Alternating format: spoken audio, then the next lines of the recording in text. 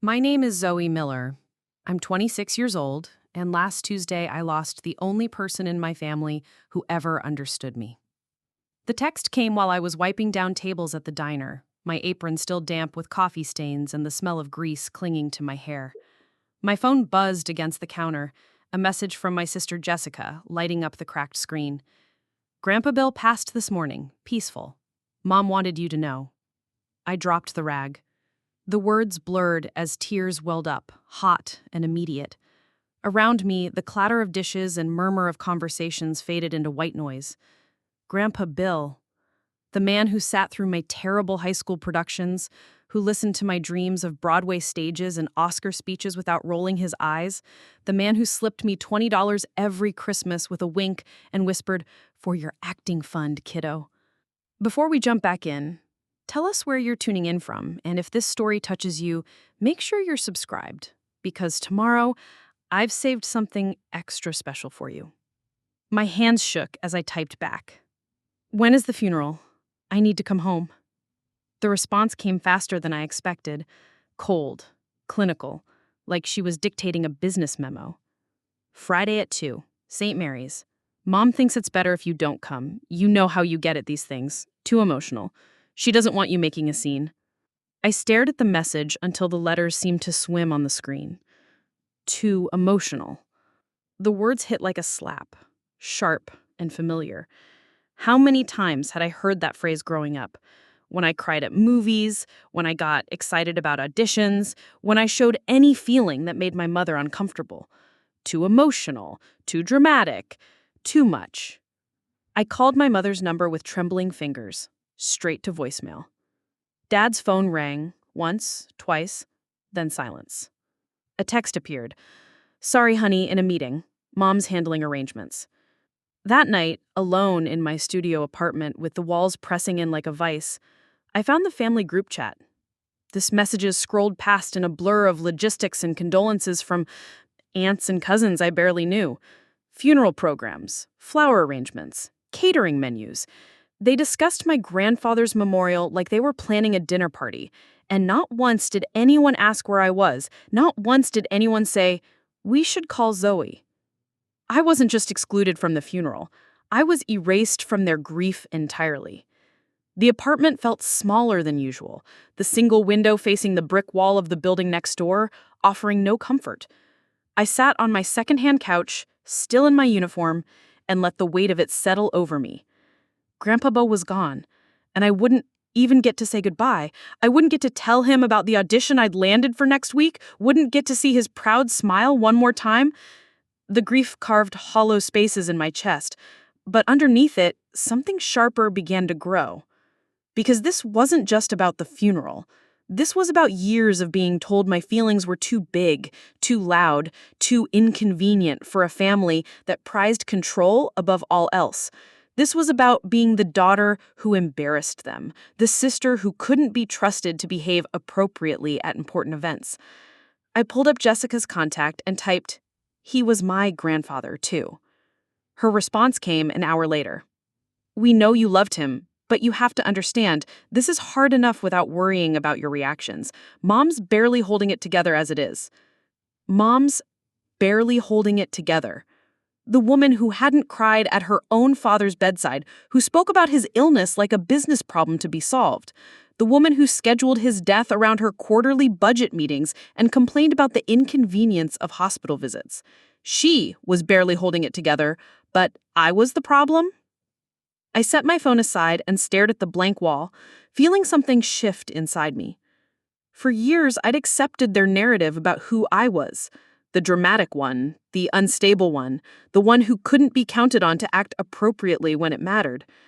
But sitting there in the silence of my apartment, with the ache of loss pressing against my ribs, I realized something that should have been obvious all along. They weren't protecting the funeral from my grief. They were protecting themselves from having to witness it. Friday arrived gray and cold, the kind of October morning that strips the color from everything.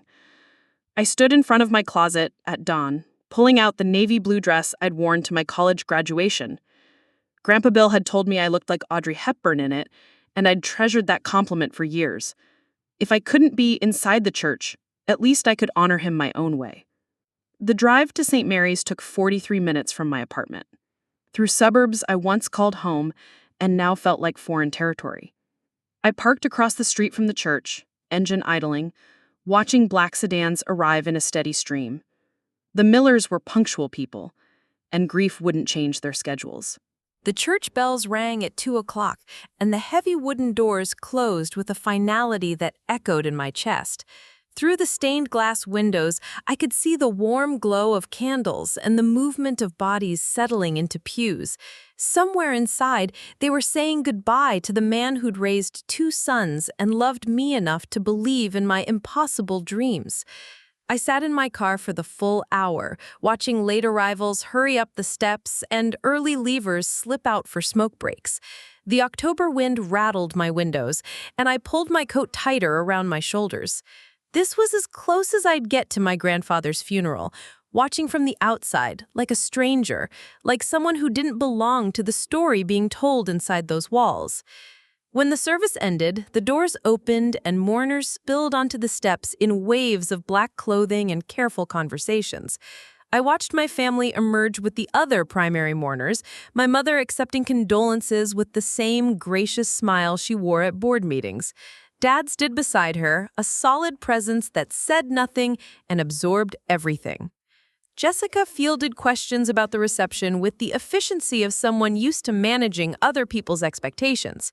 They looked like the perfect grieving family, composed, united, appropriately sad but not broken. Everything I apparently wasn't capable of being. The processional to the cemetery was a long line of cars with hazard lights blinking, following the hearse through streets I'd walked as a child. I waited until they were out of sight before starting my engine and driving the opposite direction, back to my apartment and my silence and my unapproved grief. That night, the social media posts began. Jessica shared a photo of the packed church with the caption, "Overwhelmed by the love for our grandfather today. He would have been so proud to see how many lives he touched. #FamilyFirst, in loving memory." My mother posted an elegant shot of the flower arrangements. William Miller, beloved father, grandfather, and teacher. Your legacy lives on in all of us. The comments poured in from friends and relatives, offering condolences and sharing memories, story after story about Grandpa Bill's kindness, his wisdom, his impact on their lives. I read every single one, hungry for any connection to the man I'd lost, any evidence that others had seen in him what I had seen. But nowhere in the comments, nowhere in the posts, nowhere in their carefully curated grief was there any mention of me. It was as if I'd never existed, as if my relationship with Grandpa Bill had been a figment of my imagination. They'd written me out of his story completely, and none of the people offering sympathy even knew I was missing.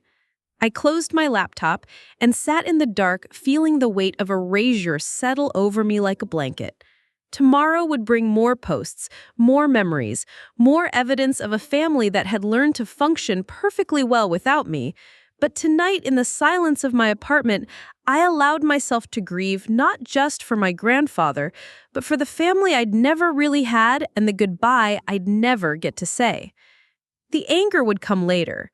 Tonight was just for the hollow ache of loss and the terrible understanding that some absences go unnoticed by everyone except the person who's been disappeared. Saturday morning arrived with an idea that felt like a lifeline. I had a key to Grandpa Bill's house. He'd given it to me years ago when I was between apartments, telling me I always had a place to land if I needed one. My parents didn't know about the key, and with all their focus on funeral logistics and estate planning, the house would be empty. At 1:47, my mother's silver BMW pulled up to the curb. Linda Miller stepped out in a perfectly tailored black suit, her hair swept into the kind of elegant chignon that cost more than my rent. She moved with practiced grace, accepting hugs from arriving relatives with the poise of someone hosting a charity gala. Her grief was contained, appropriate, photogenic. My father followed her lead, as he always did. Robert Miller, in his navy suit and somber tie, nodding at the right moments, shaking hands with the precision of a man who'd learned to navigate social situations by mimicking others. He looked tired, older than his 62 years, but he played his part perfectly. Jessica arrived separately, stepping out of her white Lexus with the confidence that came from being the daughter who'd never disappointed anyone. At 30, she'd achieved everything our parents had dreamed of: law degree, corner office, engagement to a surgeon who looked good in their Christmas cards. She air-kissed cousins and adjusted her black pearls, every inch the grieving granddaughter who could be trusted to say the right things. From my car, I watched them perform their grief for the gathering crowd. Aunts and uncles I recognized from holiday dinners approached with solemn expressions and gentle touches. Neighbors from the old neighborhood, friends from the country club, business associates who remembered Grandpa Bill from his teaching days. They formed a receiving line of respectability, and my family stood at its center like they were born for the spotlight. Uncle David appeared at the edge of my vision, Grandpa's younger brother, arriving alone. He paused at the church steps, scanning the crowd, and for a moment, his eyes seemed to search beyond the immediate gathering. His gaze swept across the street, and I slumped lower in my seat, afraid he might spot me. But after a moment, he straightened his shoulders and joined the procession inside. I needed to be somewhere that still held pieces of him. I needed to say goodbye in my own way, since they'd stolen the chance to do it properly.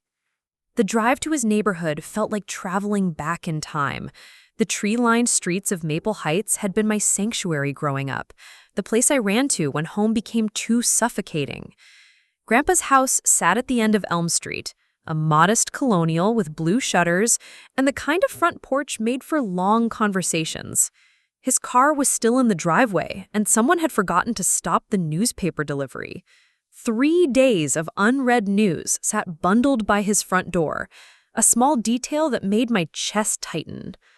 I let myself in through the side door, the one that led directly into his kitchen.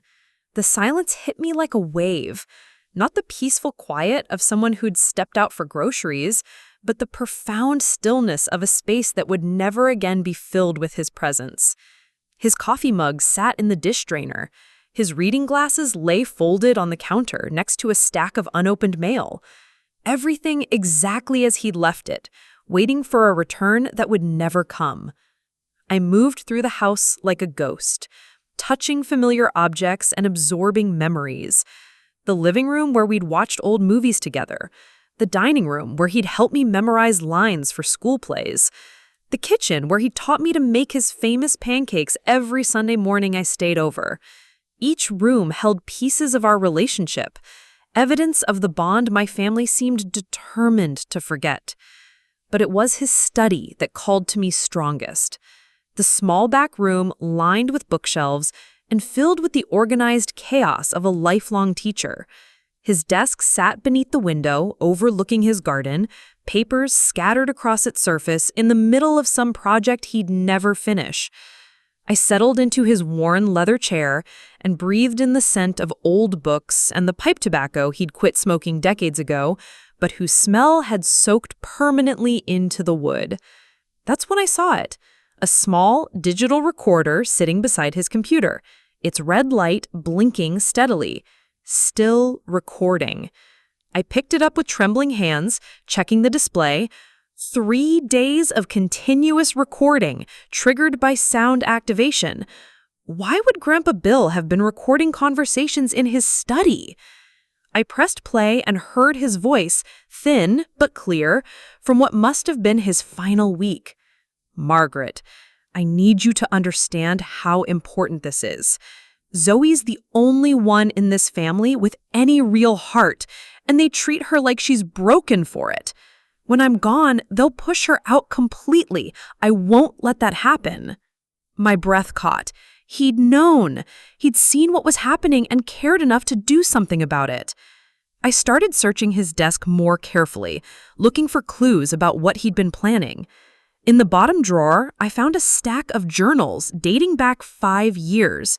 His handwriting filled page after page with observations that made my stomach clench. December 15th, family dinner. Linda spent 20 minutes criticizing Zoe's unrealistic career goals while praising Jessica's latest promotion. Robert said nothing. Zoe's face during the conversation broke my heart. She's trying so hard to be smaller, to take up less space. I should have said something. March 3rd. Zoe called to tell me about her audition. She was so excited, so hopeful. When I mentioned it to Linda later, she rolled her eyes and said, "I wish you wouldn't encourage her delusions." Delusions, as if wanting something beautiful for your life is a mental illness. July 22nd, Jessica visited today and spent an hour complaining about Zoe's dramatic reaction to not being invited to her engagement party. She always makes everything about her, she said. But I remember being young and feeling left out.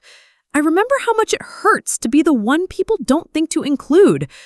Page after page of careful documentation. My family's cruelty cataloged in my grandfather's neat script, their dismissal of my feelings, recorded with the precision of someone building a case. He'd been watching. He'd been taking notes. He'd seen exactly what I'd been living through. The entries grew more detailed as his health declined. October 2nd, Linda called to discuss practical matters after my diagnosis, asked if I'd considered talking sense into Zoe about her finances, since she'll need to be more realistic now. Not once did she ask how Zoe was handling the news of my illness. Not once did she suggest including her in care decisions. They've already written her off. October 8th. Zoe visited today.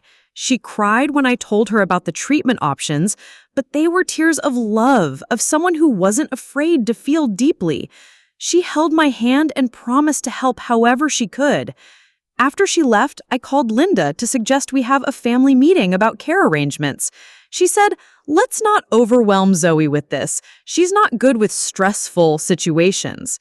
The truth is, they don't want her involved because her emotions make them uncomfortable. The final entry was dated just 4 days ago. October 16th. Made my final arrangements with Margaret today. The will includes everything I've discussed with her, the recordings, the inheritance conditions, and the accountability measures. Zoe deserves to know she was loved exactly as she is. This family needs to face the truth about how they've treated her. I won't let them erase her from my memory or write her out of the story. She's the best of all of us, and it's time they knew it. I sat in his chair, tears streaming down my face, holding evidence of a love I'd never fully understood. My grandfather hadn't just seen my family's treatment of me. He'd documented it. He'd prepared for this moment, planning something that would force them to confront their behavior. At the back of the bottom drawer, I found a manila envelope sealed with wax. My name was written across the front in his careful script, along with instructions. For attorney Margaret Foster, to be opened only in Zoe's presence. My hands shook as I held it. This was bigger than I'd imagined. Whatever he'd planned, whatever justice he'd orchestrated from beyond the grave, it was about to begin. The grandfather who'd always believed in my dreams had found a way to fight for me even after death. I gathered the journals, the recorder, and the sealed envelope, my heart pounding with a mixture of grief and something that felt dangerously like hope. They'd excluded me from his funeral, but they couldn't exclude me from his final act of love. Whatever was in that envelope, whatever my grandfather had planned, I was about to discover that some protectors never stop watching over the people they love, even from the grave. Margaret Foster's law office occupied the 3rd floor of a brick building downtown, the kind of place that whispered old money and established families. I climbed the stairs Monday morning with my grandfather's envelope clutched against my chest, my palms damp with nervous sweat. The receptionist led me through a hallway lined with oil paintings of distinguished men in dark suits, their stern faces following my progress toward Foster's corner office. Margaret Foster was nothing like I'd expected. Where I'd imagined someone severe and intimidating, I found a woman in her 60s with silver hair and kind eyes behind wire-rimmed glasses. She rose from behind her mahogany desk as I entered, extending her hand with genuine warmth. "Zoe Miller," she said, and there was something in her voice that caught me off guard. Recognition, maybe, even fondness. "Your grandfather spoke of you often."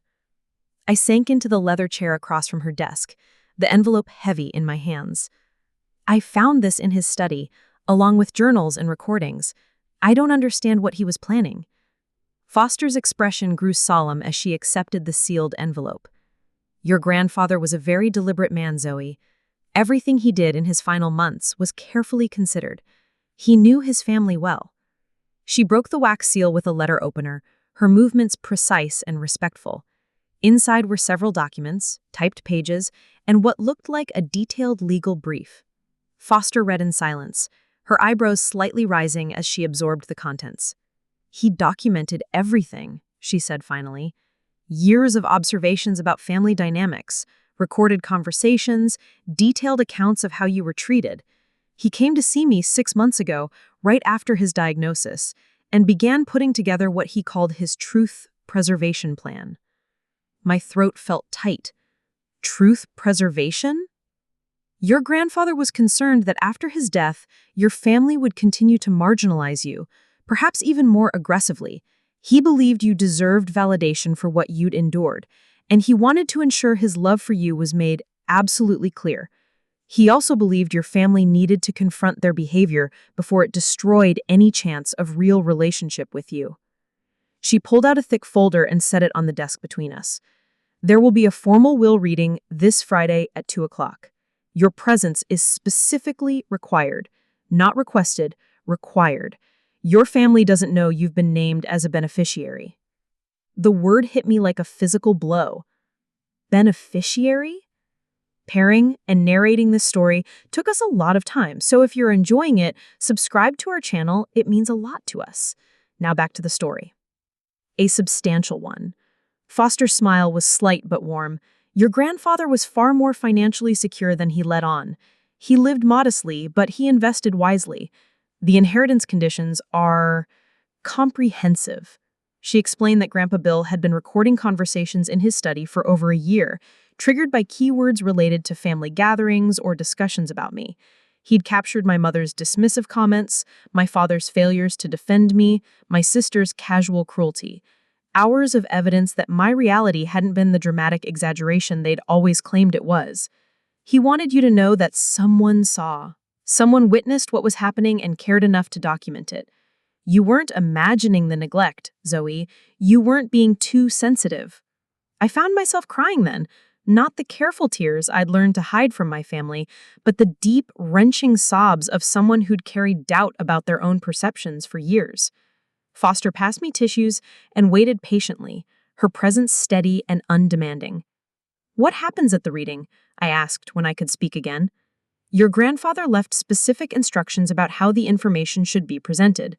The family will hear selected recordings, see documented patterns of behavior, and learn about the inheritance conditions."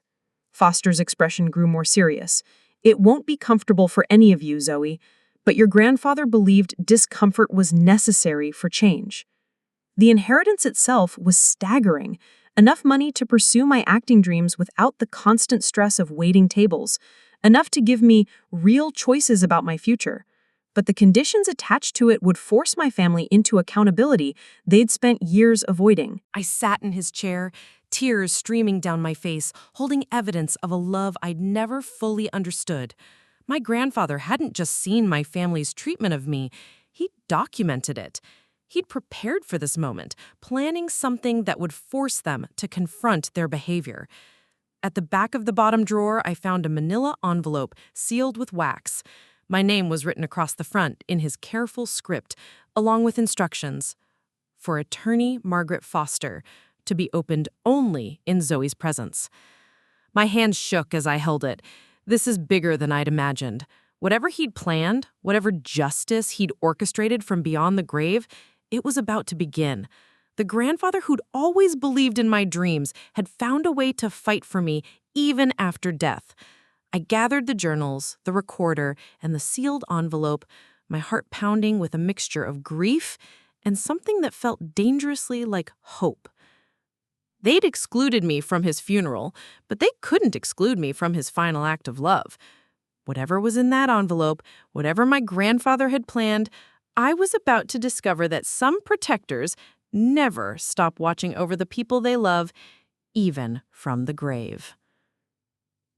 Margaret Foster's law office occupied the third floor of a brick building downtown, the kind of place that whispered old money and established families.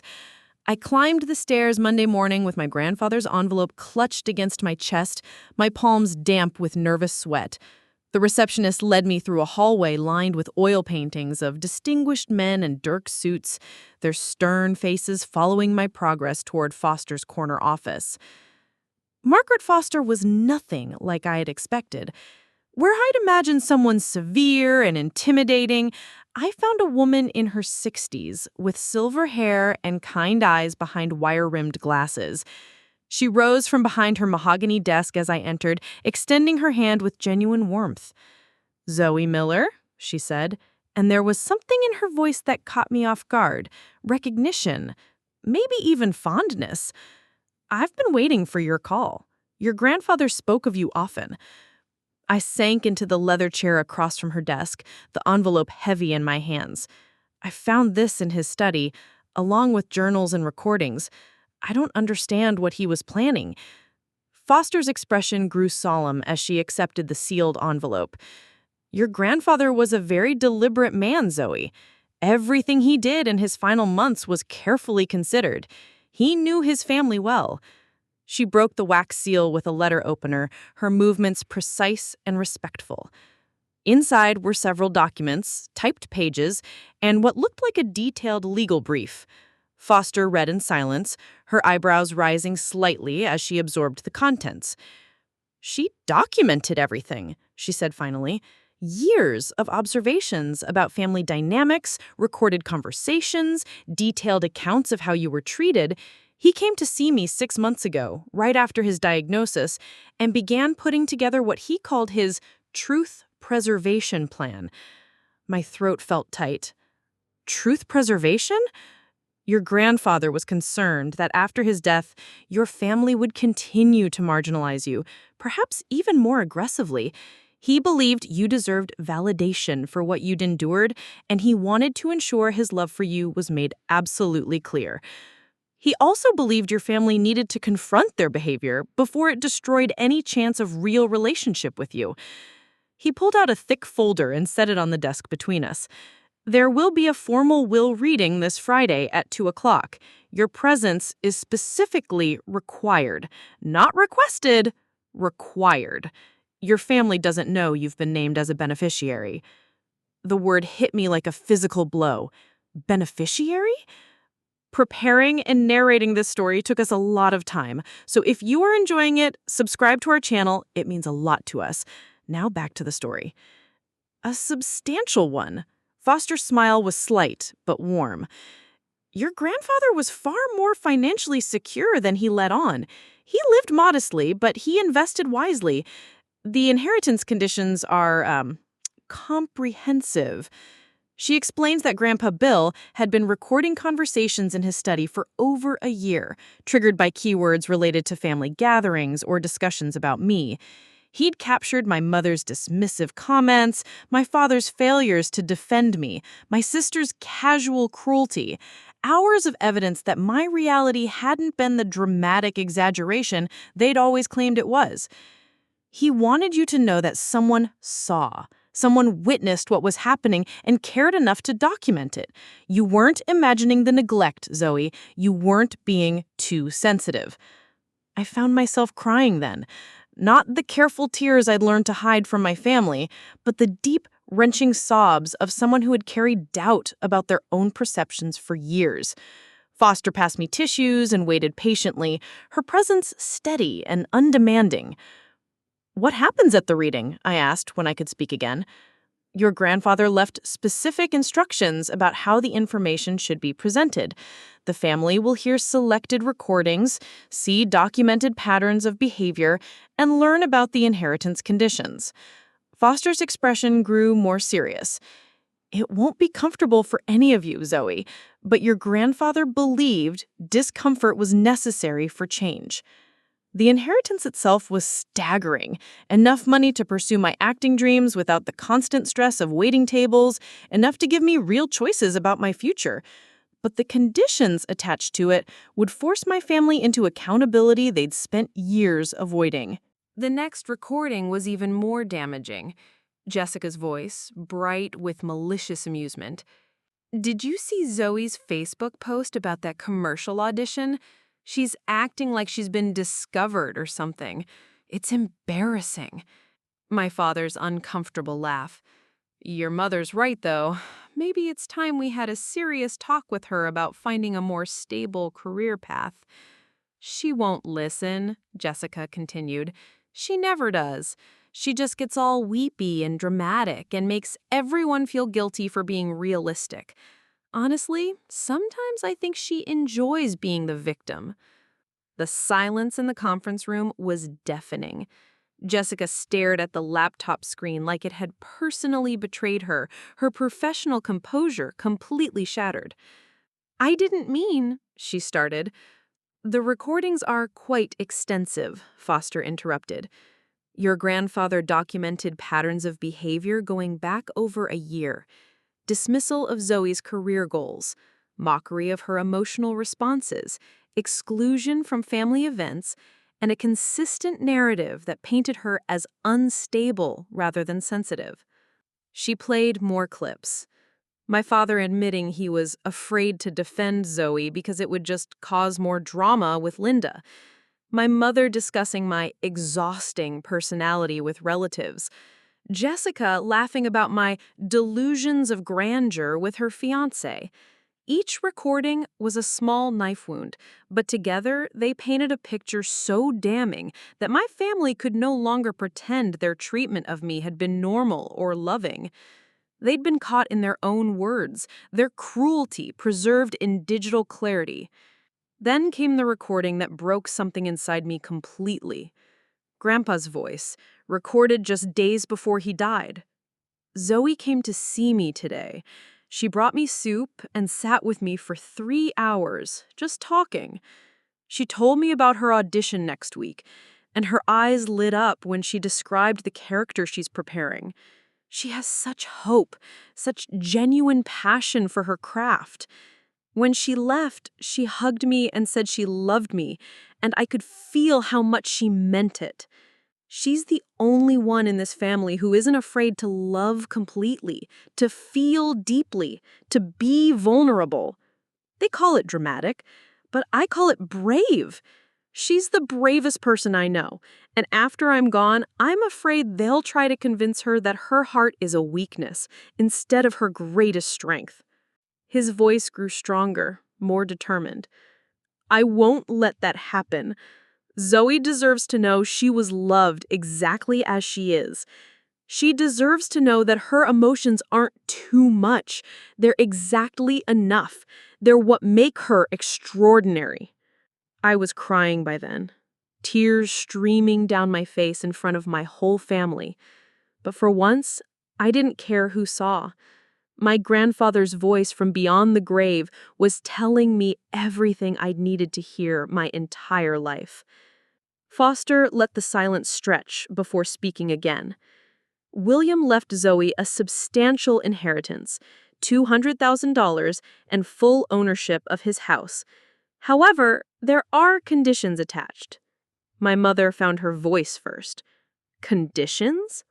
Yes, the inheritance is contingent upon the family's participation in a formal acknowledgement process.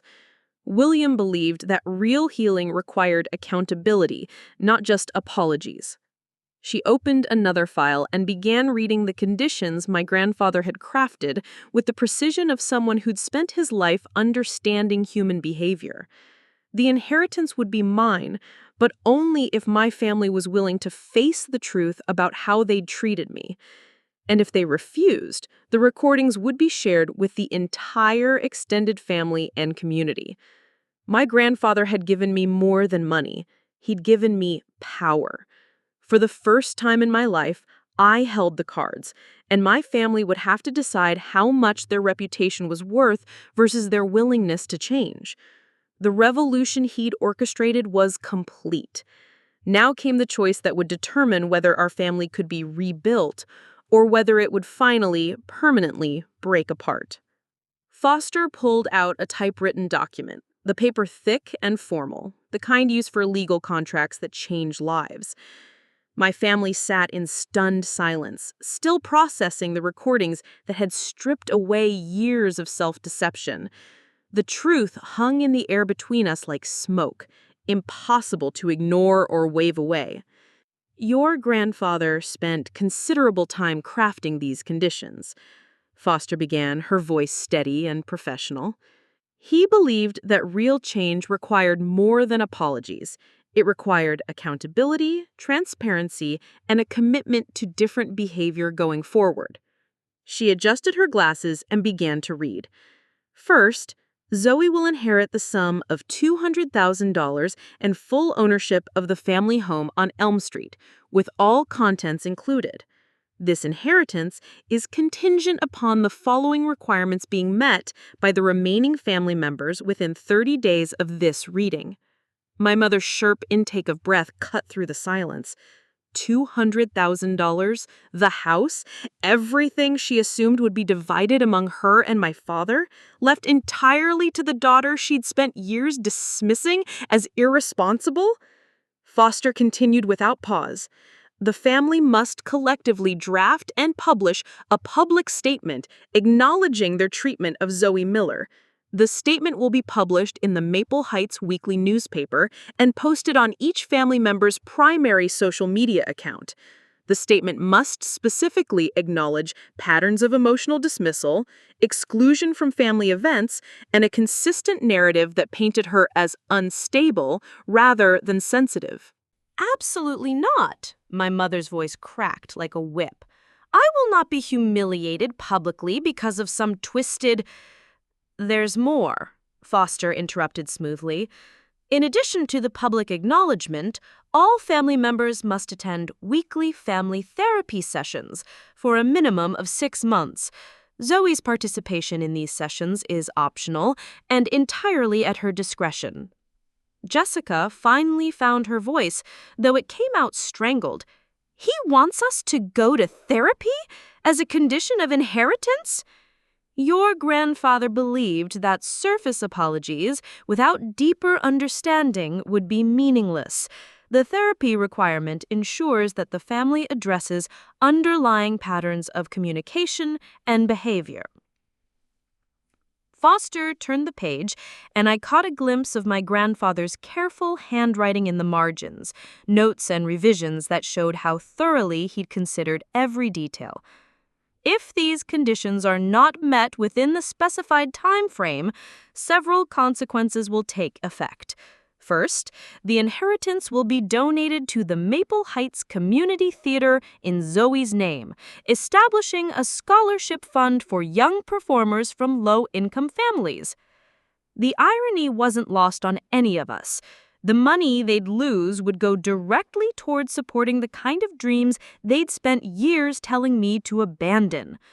Second, Foster continued, all recordings and documentation will be shared with the extended Miller family, including aunts, uncles, cousins, and family friends.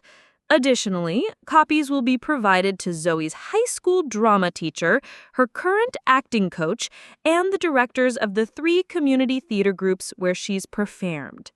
I watched the color drain from my father's face as he realized the scope of potential exposure. This wasn't just about immediate family anymore. This was about everyone who'd ever known us, everyone who'd watched our family dynamics over the years and might have wondered about the truth behind our polished exterior. There's one final provision, Foster said, and something in her tone suggested this was the part my grandfather had been most determined about.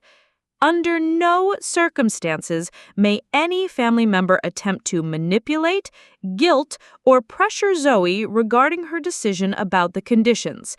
Any documented attempts to coerce her response will result in immediate forfeiture of the 30-day grace period, and all consequences will take effect within 48 hours. The silence that followed was profound.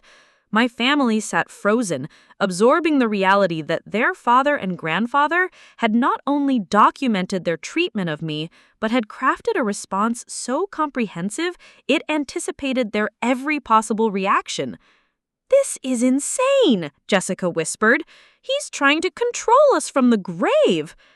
"He's trying to protect me," I said, and my voice was steadier than I had expected. "Something none of you ever bothered to do while he was alive."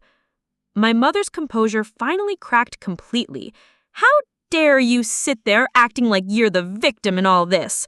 We've supported you, housed you when you couldn't pay rent, listened to your endless complaints about auditions and rejections.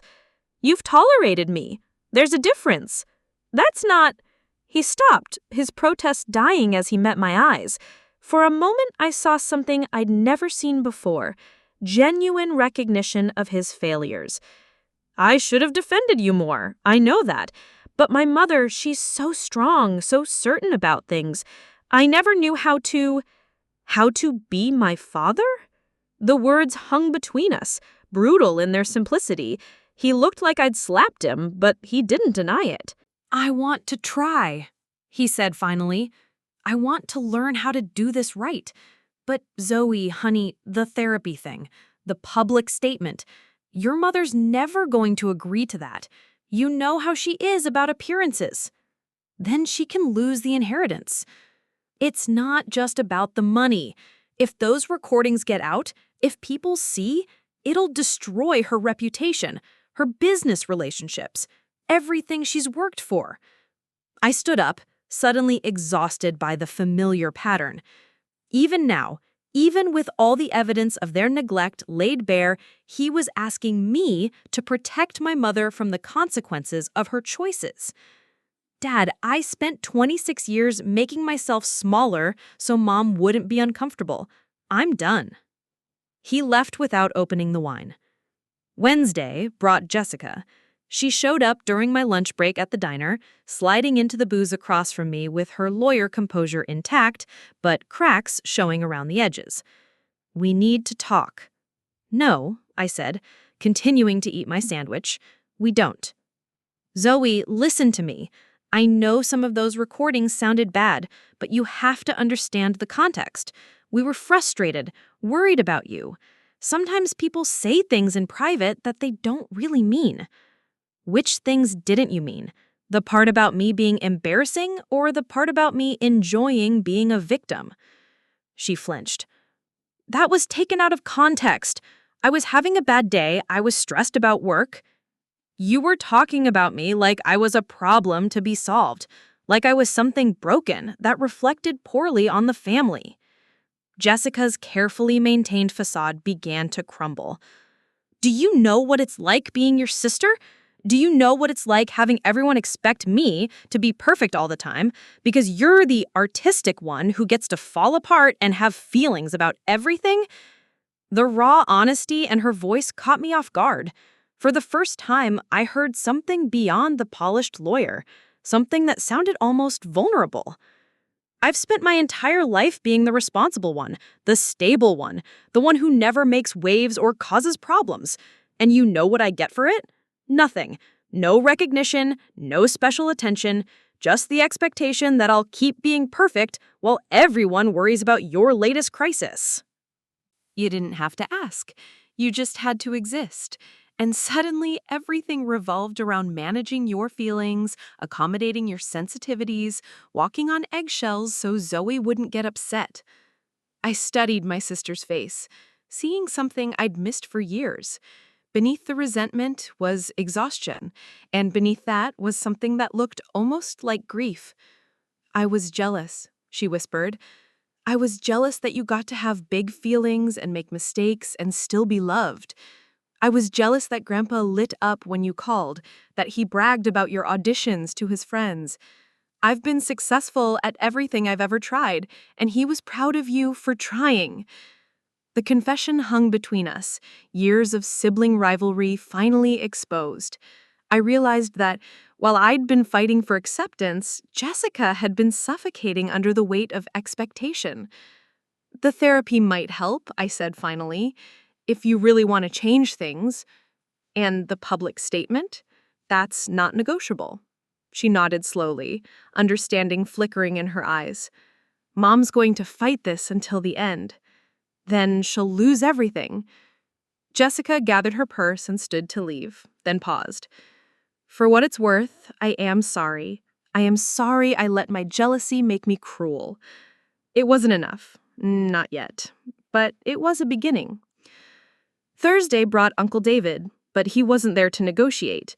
He brought coffee and pastries from the bakery near Grandpa's house, and he sat with me for an hour, sharing stories about my grandfather's pride in my performances, his worry about the family dynamics, his careful planning of what he called his truth intervention.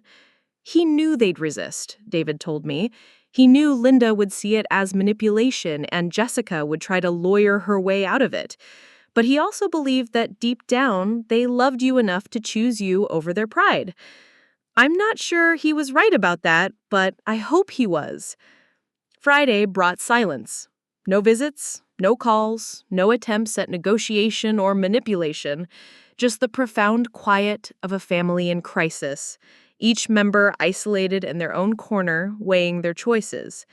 I spent the evening in Grandpa's house, sitting in his study where he'd planned this whole elaborate act of posthumous protection. And for the first time since his death, I felt genuinely at peace. Whatever they decided, I would be okay. The scared, desperate girl who'd once needed their approval to feel worthy of existence was gone, replaced by someone who finally understood her own value. The inheritance would be wonderful, but the real gift was already mine. The knowledge that I had been loved completely, exactly as I was, by someone who mattered. My family had 23 days left to decide who they wanted to be. I already knew who I was. The call came on Sunday morning, 3 weeks after the reading. My mother's voice, smaller than I'd ever heard it. We need to meet, all of us. Can you come to the house? I almost said no. The house on Maple Street held too many memories of feeling like an outsider in my own family, of being the problem that needed managing. But something in her tone, a fragility I'd never heard before, made me agree. I arrived to find them assembled in the living room like they were waiting for a funeral to begin. My mother sat in her usual chair, but her perfect posture had collapsed into something approaching defeat. Dad paced by the window, his nervous energy filling the room. Jessica sat on the couch with legal documents spread before her. Ever the lawyer, even in family crisis. Uncle David was there too, which surprised me. He offered me a gentle nod as I took the remaining chair, the one that had always been designated as mine during holiday gatherings when I still attended them. "We've been talking," my mother began, and her voice sounded like it had been scraped raw. "About the conditions. About what your grandfather wanted."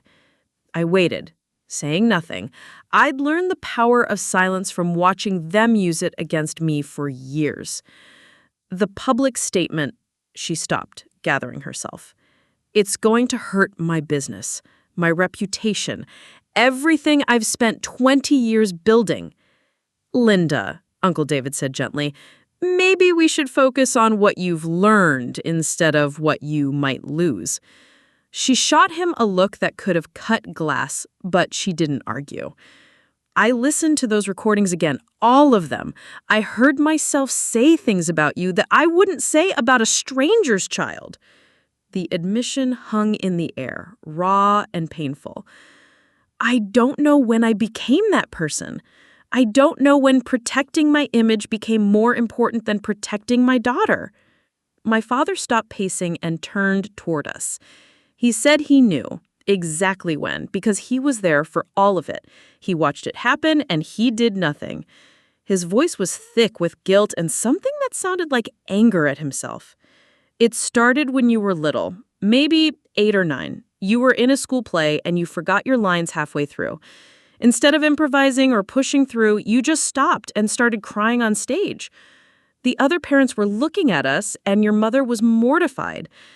I remembered that play. I'd been so excited to be the fairy godmother in our class production of Cinderella, and when my mind went blank, the shame had been overwhelming.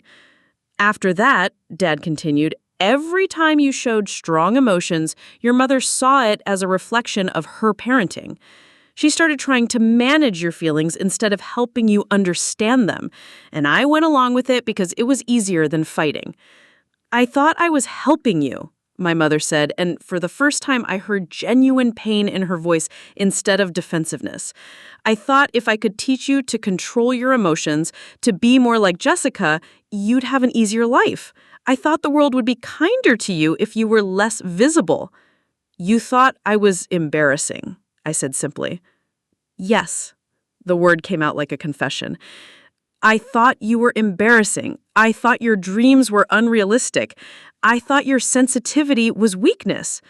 She looked directly at me, her eyes red-rimmed. I was wrong about all of it. Jessica cleared her throat. I've drafted the public statement. If we're going to do this, we should do it right. She handed me a document that was longer than I'd expected. The legal language had been stripped away, replaced with something that sounded genuinely human. They acknowledged years of dismissing my dreams, minimizing my feelings, and excluding me from family decisions. They admitted to treating my emotional nature as a flaw rather than a gift. They took responsibility for the damage their words and actions had caused. It was more than I dared hope for. The therapy sessions, my mother continued, I found someone who specializes in family communication patterns, Dr. Martinez. She can see us starting next week. I read through the statement again, looking for the catch, the loophole, the way they'd found to comply with the letter of the law while avoiding its spirit. But there wasn't one. This was genuine accountability, painful and complete. Why? I asked. Why now? Why this? My mother was quiet for a long moment. When she spoke, her voice was barely above a whisper. Because I listened to that last recording again, the one where your grandfather talked about how brave you are, how your heart is your greatest strength, and I realized that he knew my daughter better than I did. He saw things in you that I'd been too proud and too scared to see. She paused, wiping tears I'd never seen her shed before. I don't want to lose you completely. I don't want to be the mother who was too stubborn to change, too proud to admit she was wrong. I want to learn how to love you the way you deserve to be loved. The room fell silent except for the sound of my father's quiet weeping and my sister's careful breathing. I held the statement in my hands, feeling the weight of their surrender and the possibility of something new beginning. There's one thing I need to add, I said finally. The statement needs to include a commitment to ongoing behavior change, not just an apology for the past, but a promise to do better going forward. Jessica nodded and made a note on her legal pad. I can add that. We spent the next hour working through the details, refining the language, making sure everyone understood what they were committing to. It felt like treaty negotiations after a long and bitter war, with each side carefully defining the terms of peace. When we finished, my mother looked up from the final draft. Will you come to the therapy sessions? Not because you have to, but because we want to learn how to be the family you deserve. I thought about my grandfather's words, about bravery and the strength it takes to love completely. I thought about the scared girl who'd spent years trying to earn acceptance from people who'd already decided she was too much.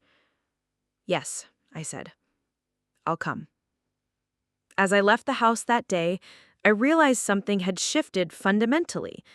I wasn't walking away from my family, I was walking toward a version of us that had never existed before. A version where my emotions weren't a problem to be solved, but a gift to be honored. A version where love didn't require you to become someone else. My grandfather's plan wasn't about punishment or revenge. It was about transformation. And standing in the driveway of the house where I'd spent so many years feeling like an outsider, I finally understood that sometimes the people we love most need to be forced to see us clearly before they can learn to love us truly. The statement would be published tomorrow. The real work would begin next week in Dr. Martinez's office.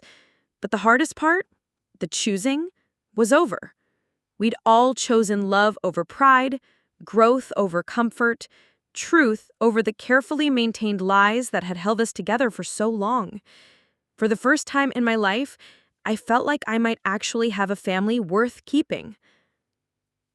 6 months later, I stood in the wings of the Riverside Community Theater, my heart hammering against my ribs as I listened to the murmur of the audience settling into their seats. The red velvet curtain hung heavy between me and 200 people who'd come to see our production of The Glass Menagerie. I was playing Laura Wingfield, the shy, fragile daughter whose collection of glass animals becomes her refuge from a world that doesn't understand her sensitivity. The irony wasn't lost on me. "Places, everyone," the stage manager whispered, and the other actors took their positions. I smoothed my costume, a simple 1940s dress that the wardrobe mistress had tailored to fit me perfectly, and took a deep breath that tasted like sawdust and possibility. Through a crack in the curtain, I could see the front row where my family sat together. Actually together, not just occupying the same space while maintaining careful emotional distances. My mother wore a navy dress instead of her usual severe black, and she was leaning toward my father, whispering something that made him smile. Jessica sat on the other side, her phone tucked away in her purse for once, her attention focused entirely on the stage. Uncle David had brought his new girlfriend, a warm woman named Sarah, who taught kindergarten and laughed easily. They'd driven down from Portland specifically for tonight, and David had spent the afternoon helping me hang programs around town. Your grandfather would have been so proud. And this time, the words didn't make me cry. They made me feel strong. The past 6 months had been harder than I expected and more healing than I dared hope. The public statement had been published as promised, appearing in the Maple Heights Weekly with accompanying posts on each family member's social media accounts. The response had been mixed. Some people offered support, others whispered about family drama. A few distant relatives reached out with their own stories of feeling sidelined by family dynamics.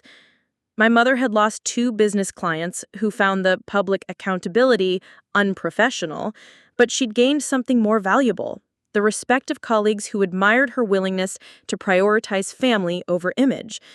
"It takes courage to admit you were wrong," one of her business partners had told her. "Most people would rather lose their family than their reputation." The therapy sessions with Dr. Martinez had been brutal and beautiful by turns. We'd excavated decades of miscommunication, unpacked the ways my mother's corporate success had trained her to see emotions as weaknesses to be managed, explored my father's conflict avoidance and how it had taught him to sacrifice his children's well-being for household peace. Jessica and I had the hardest work to do, untangling years of sibling rivalry and the impossible standards that had pitted us against each other instead of bringing us together. In one particularly difficult session, she'd broken down completely, sobbing about the pressure of being perfect and how exhausting it was to never be allowed to make mistakes.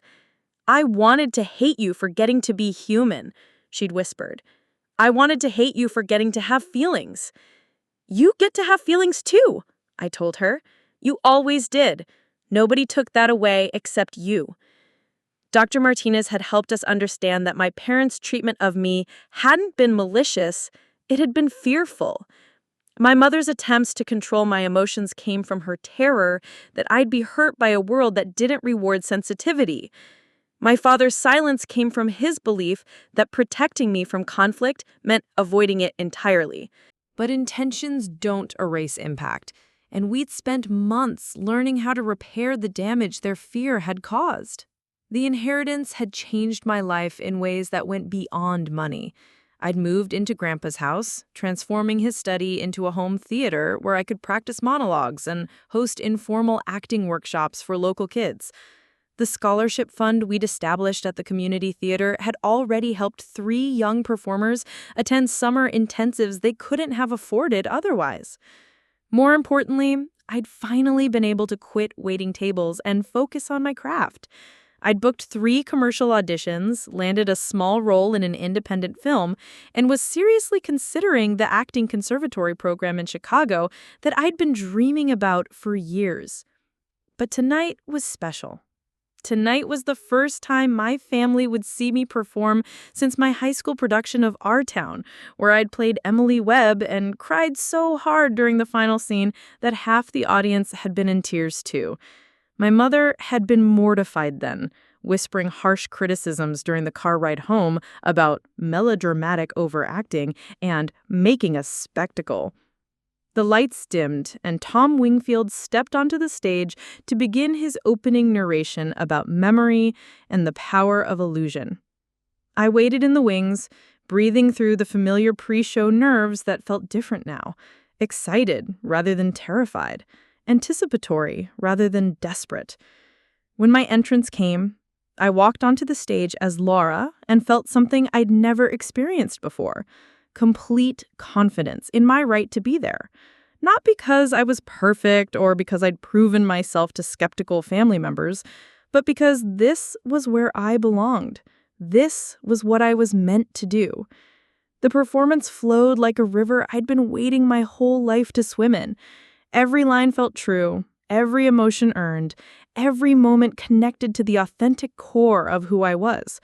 When Laura's glass unicorn breaks, that symbol of her uniqueness becoming damaged and ordinary, I felt the weight of every time I'd been told to be less sensitive, less dramatic, less myself. But instead of breaking, I transformed. The broken unicorn becomes beautiful in a different way, no longer mythical, but real, no longer separate, but connected to the world. Just like me. During curtain call, I searched the audience for my family's faces. My mother was crying, actually crying, tears streaming down her cheeks without apology or embarrassment. My father was on his feet, applauding with the enthusiasm of someone who'd finally learned how to be proud out loud. Jessica was beaming, her professional composure replaced by the kind of genuine joy I hadn't seen from her since we were children. After the show, they waited for me by the stage door with flowers and congratulations. My mother hugged me longer than she had since I was small, whispering in my ear, "You were magnificent, absolutely magnificent." I was emotional, I teased gently. "You were perfect," she replied, and I knew she finally understood the difference. Later, we all went to dinner at the Italian restaurant where Grandpa Bill had taken me for my birthday every year. Uncle David raised his glass of wine in a toast. To Bill Miller, who knew his granddaughter was extraordinary long before the rest of us figured it out. And to Zoe, who had the courage to wait for us to catch up. As we clinked glasses, I felt my grandfather's presence as clearly as if he were sitting beside me, not as a ghost or a memory, but as the living impact of his love, the way protection can outlast the protector, the way belief in someone can become the foundation they build their life upon. The scared girl who'd sat in her apartment 6 months ago, excluded from her grandfather's funeral and convinced she was too much for anyone to love, was gone. In her place sat a woman who knew her worth, who'd learned to trust her instincts, who'd discovered that the very qualities her family had tried to diminish were actually her greatest strengths. I'd learned that being too dramatic was just another way of saying I felt things deeply, that being too emotional meant I experienced life in full color instead of careful beige, that being too much was better than being too little, too careful, too afraid to take up the space I deserved. My grandfather had given me more than an inheritance. He'd given me proof that love doesn't require performance, that real family means supporting each other's authentic selves, that sometimes the people who seem the most fragile are actually the bravest of all. The girl who'd once tried to make herself smaller had learned, finally, to take up exactly as much space as her heart required. And her heart, it turned out, required quite a lot of space indeed. As we walked to our cars that night, my mother linked her arm through mine. "What's next for you, sweetheart?" I looked up at the stars above Maple Heights, the same stars my grandfather and I used to identify during summer evenings on his porch, and smiled. Everything. Absolutely everything. And for the first time in my life, I believed it completely. Up next, you've got 2 more standout stories right on your screen. If this one hit the mark, you won't want to pass these up. Just click and check them out. And don't forget to subscribe and turn on the notification bell so you don't miss any upload from us.